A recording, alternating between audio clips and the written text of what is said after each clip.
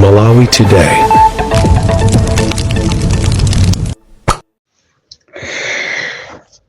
Madzulo abwino olemekezeka amayi ndi abambo.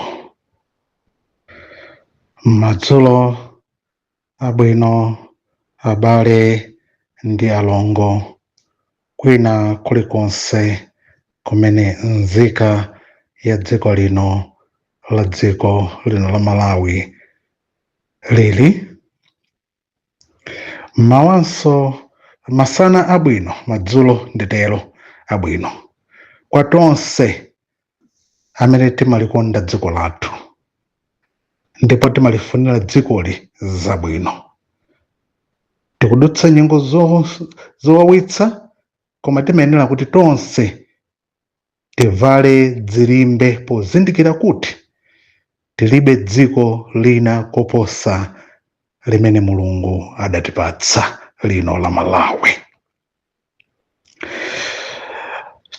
Ndisadayambe kuyankhula zambiri, ndimafuna mundilole makolo, abwenzi ndi anansi, komanso mwa njira yapaderadera m'malo mwa SKC's family, the Chilima family, makamaka olemekezeka Madam Professor Mary Chilima. Pamene dziko tataya anthu ofunika kwambiri, dziko limakhala lili lothodwa, limakhala losweka mtima, ndipo sitimakhala pamene tinali, timakhala ndithu munyengo zowawitsa. Mayi wanga olemekezeka Madam Professor Mary Chilima, ine Bire Banda, ndikufuna ndikhale nanu pamene tikukumbukira imfa yowawitsa, imfa yosayembekezereka, unexpected death of a very productive citizen, late Saulos Klaus Chilima. Dziko silikadakhalanso pene tilili, dziko bwenzi likuloweranso munyengo zina, otitalowe tikupitanso madera ena. Pamene munthu wachoka watisiya, pamakhala ndithu zokhudza zowawitsa zambiri zimene anthu timakumana nazo, makamaka unexpected death of the late Saulos Klaus Chilima and the entire members of the team. Sitikutha kuti tingapitirize kulankhula motani, koma tikulira nanu, ndipo amayi ndi abambo tiyeni tipitirize kugwirana manja kukhudza imfa ya malemu SKC Saulos Klaus Chilima. Mzimu wako komanso mizimu ya abale ndi alongo ipitilire kuutsa mu mtendere. Chachiwiri, ndimafuna ndiwajoine Professor Arthur Peter Mutharika, mkulukuta moyo. Pamene anthu ambiri tikumatchula kuti mkulukuta moyo ndi zoonadi, chifukwa is a man of few words. Kwa anthu amene mamudziwa professor, amene mwakhala naye pafupi, kapenanso mmakhala naye pafupi, kapena timamusowa, ndi chikhulupiriro kuti tikuzindikira kuna kuti Professor Arthur Peter Mutharika is a rare gift and will continue missing the services of the late Saulos Chilima. Komanso, SKC was very productive, was influential, and owing to the same, ndimafuna ndinene kuti tiri munyengo yowawitsa pamene zinthu zilitero. Your Excellency Professor Arthur Peter Mutharika tipitilire kukhudza komanso kuona mmene Malawi angathe kupitira chitsogolo, chifukwa pamene munthu wina watisiya timene tikonze ndondomeko zina mapita chitsogolo, chifukwa sumakhala malo amodzi kapena malo omwewo, mumati mukakhala mumanyamuka kumapitanso chitsogolo. Ndiye Right Honorable Professor Mary Chilima tili nanu, tidzakhala nanu, komanso tiyeni tigwirane manja kulira imfa ya malemu Saulos Klaus Chilima ndi ena onse.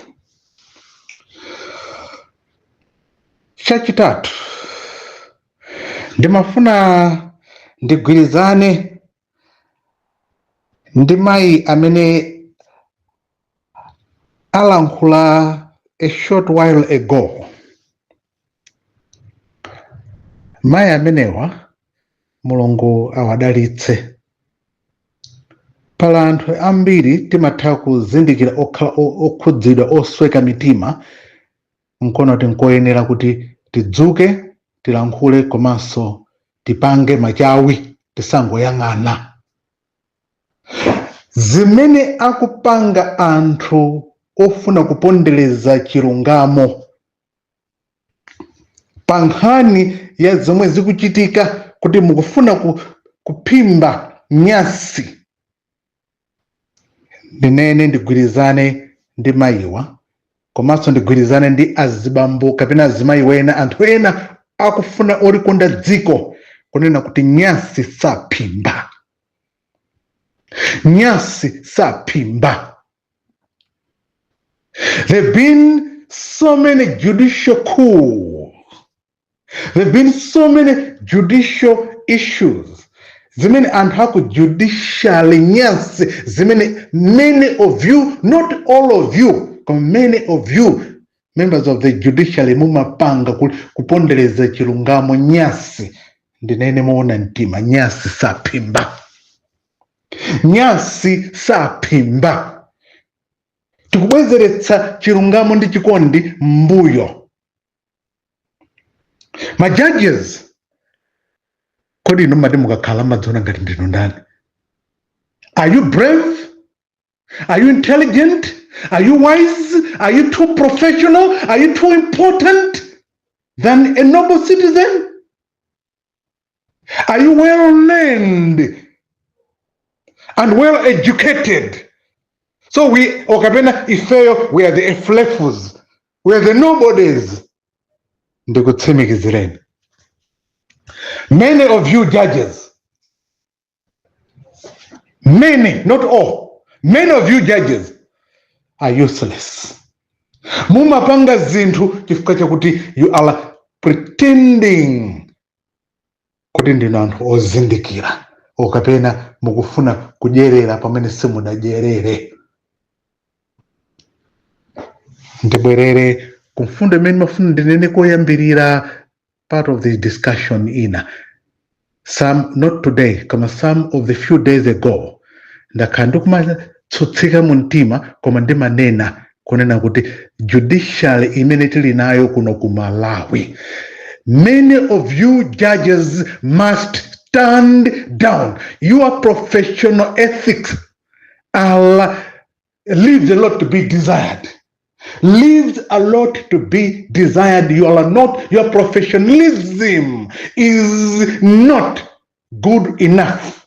You are completely nothing and you cannot be admired. You are not admired.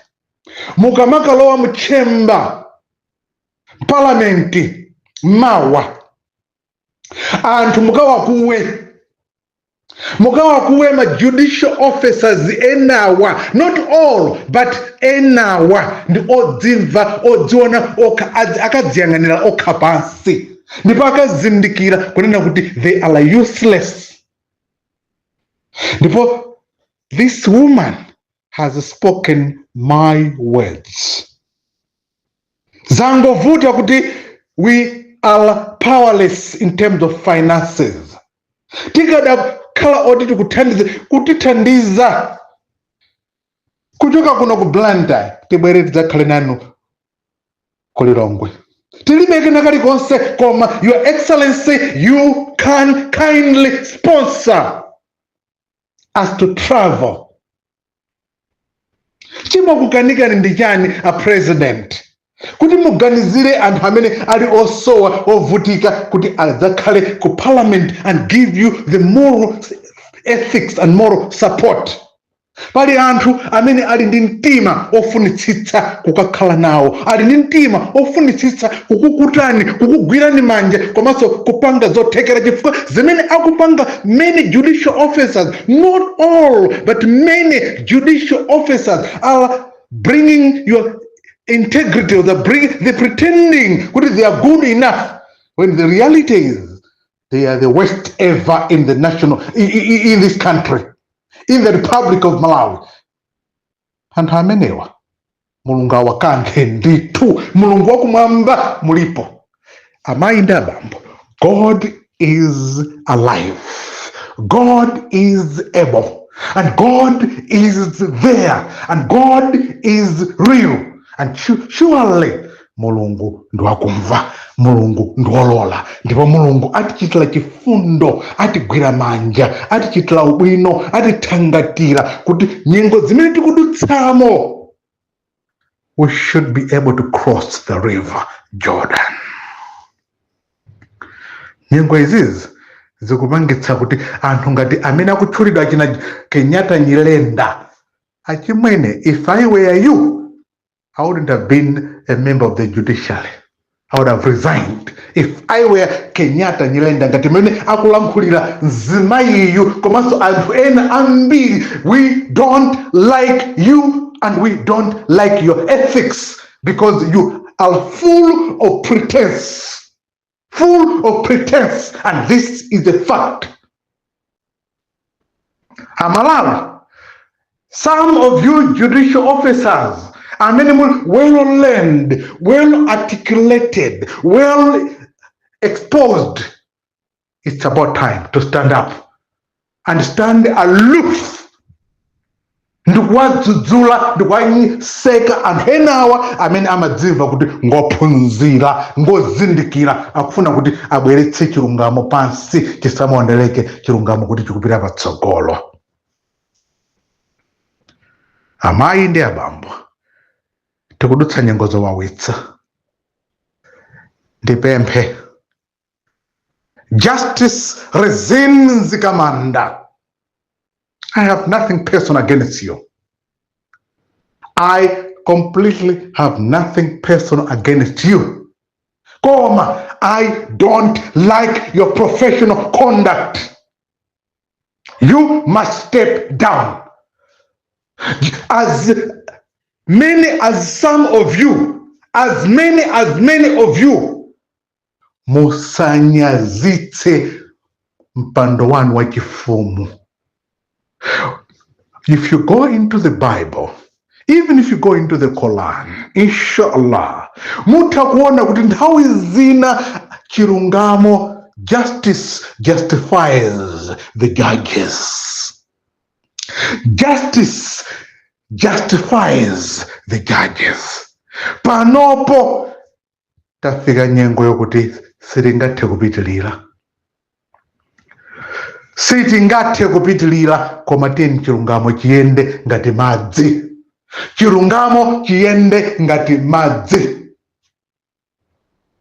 Ndipemphero komanso pembedzero langa kwa Atate Mulungu wakumwamba, mutichitire chifundo, mulikonde dziko, mumukonde Malawi amene akuvutika, akusowa mtengo ogwira, ndipo ndi chikhulupiriro kunena kuti zomwe akupanga Professor Arthur Peter Mutharika akuyesetsa to protect the public integrity of our country, mcholinga chakuti dziko lipite chitsogolo, ubwino wa Mulungu uonekere, ukulu wanu Mulungu uonekere, ndipo ndi chikhulupiriro you are indeed professionally aligning yourself to your responsibilities and indeed to your duties. Magwidwe ano ntchito, Your Excellency, mapangidwe ano decision, you are very calm, well collected. Simapanga zinthu muonetsa kuti mukuthamanga ayi. Tonani, the narrative that you have just made a short while ago is not today. You have made a professional one, which many people, many of us applaud you. We clap hands for you. Koma anthu ena akupanga zinthu zemba zosayeneleka. Chifukwa cha ichi amayi ndi abambo tiyeni timpempherere Professor Arthur Peter Mutharika. Let us give him the genuine support. Professor Arthur Peter Mutharika, let us align ourselves with him and let us dutifully do what is supposed to be done. Ndimalizire popempha kunena kuti amene aziphungu mukupita ku nyumba ya malamulo, chonde moopa Mulungu, kapangeni zinthu zokomera Mulungu, osati zozikondweretsa nokha. Kapangeni zinthu zokondweretsa Mulungu, osati zozisangalatsa nokha. You members of the members of the National Assembly, judicially mukamakakhala mparlamenti mawa, kapangeni zinthu molikonda dziko, kapangeni zinthu molemekeza lamulo, kapangeni zinthu zozindikira kuti kodi ine ndine ndani, ndabwera pano chifukwa chani, ndipo amene ali kunjako andituma kuno ndidzapange chani. Chifukwa chaichi Mulungu adzakwezeka, ukulu wa Mulungu umaonekera mukapanga chinthu ndi ziganizo zimene zili zokomera nzika za dziko. Ndipo ndinewokondwa ndikaona many people, mene mwaikira makaka mulilongwe muja, mwaika makaka welcoming Professor Arthur Peter Mutharika. Kodi sichingakomereni kuitana anthu 10, 15, 20 or 50 tibwererani ku nyumba ya malamulo, tidzakhale pa gate okapena tidzalowe mkati muja. We should give the moral support to you, Your Excellency. We are completely financially bankrupt. Ndipo ndithokoze ena, Your Excellency, tinasweka mitima koma anatikuta tikasweka mitima. Ndipo Mulungu akudalitseni, Mulungu akudalitseni. Mudapanga zinthu zokuti you realize the importance of holding the hands of others. Munazindikira ubwino ofikira ena pa nyengo zowawitsa ngati zimenezo. Mulungu akuchitireni chifundo, Mulungu akugwireni dzanja. Si onse amene amakhandi mtima ngati umene muli. One gentleman is in Lilongwe and one other professional colleague is here. Mulungu akudalitseni, Mulungu akuchitireni chifundo. Ndipo ndikutsutsika kuti kodi ndilankhule mayina anu, koma ndikunyadira mmene munapangira, munandikuta pa nthawi ya mavuto, munandigwira dzanja. Mulungu akuchitireni chifundo. Ndikadafuna kuti ndinene mawuwo, koma ndikanangonena kuti Mulungu akhale nanu, Mulungu akuchitireni chifundo. Machitidwe anthu ambiri kuchitira ubwino anthu ena zimapereka chilimbikitso komanso zimayenera kuti anthu ambiri tidzidziwa chomwe tingathe kuchitira anthu ena so zabwino. Pamene anthu ena amalephera kutero chifukwa cha undekha, egocentric, they are too egocentric, amadzimva okha kuti iwo ndiofunika, ndiwo dzimva. Koma anthu ena ambiri amakonda kuchitira ubwino anzawo munyengo zowawitsa. Ndi zimenezo Mulungu amadalitsika. Tidziwapempherera abwenzi ndi anasi amene pakati pathu timakhala nawo komanso timalephera kuti tingawatchule bwanji. Chifukwa chaichi ndikupempha ukulu wa Mulungu uonekere, ndipo Mulungu adalitse amayi ndi abambo amene amalingalira anthu ena amene ali pa mavuto. Zimayi wayankhula just a short while ago, Mulungu akudalitse. I don't know your name. My name is Billy Banda. Koma ndi bwino, what you have done, you should continue dutifully doing others. Chimodzimodzi my comrade Mtolo, komanso anthu ena ambiri amene timapanga zinthu zoti tichitire ubwino anzawo, kuwagwira dzanja anzawo. Tiyeni nyengo ngati iyi tiye tizichitirana ubwino, chifukwa tili mavuto amene wina aliyense akusowa mtengo ogwira, koma we are walking towards the river Jordan. Ndipo Your Excellency chikukomereni kuyesetsa kuchitira ubwino kuti mwina nyengo ngati izi tizidzakhala nanu, tizikhala pafupi, mwina kupanganso attend to provide the moral support komanso to dutifully do what is supposed to be done. Mulungu mudalitse Malawi. Mulungu akuzike, ndipo ukulu wa Mulungu uonekere. Inshallah. May God be praised. May the name and precious name of God be praised. Once again, my name is Billy Banda. A very good night and good evening to each one of you. Let each one of you be blessed. Tindigulane manja, tichitane ubwino kuti Malawi apite chitsogolo. M'dzina la Atate, m'dzina la Mwana, komanso m'dzina la Mzimu Woyera. Inshallah. Amen.